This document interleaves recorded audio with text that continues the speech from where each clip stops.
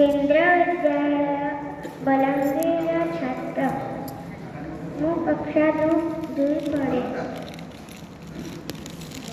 पूज्य विचारक मंडली प्रणाम उपस्थित समस्थित सज्जन मानव मध्यम प्रणाम। ओम श्री परमात्मने नमः। ओम श्री गुरुभ्यो नमः। श्रीमद्भगवद गीता अथ तृतीयोऽध्याय।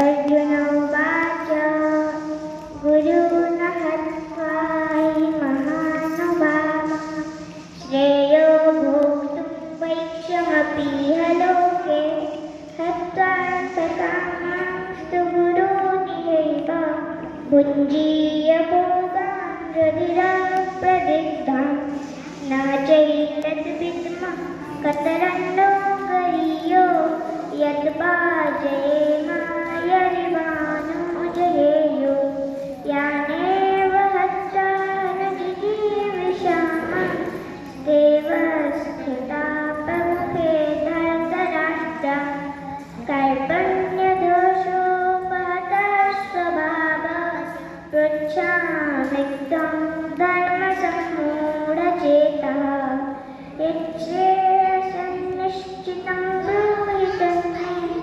शिष्यस्तेन शाधिमां त्वत्प्रपन्नं न हि प्रपश्यामि ममापनुद्यात् यच्छोकमुच्छोषणमिन्द्रियाणां यान् अवाप्य भूमा वसपत्नमेद्धं राज्यं सुराणामपि चाधिपत्यं।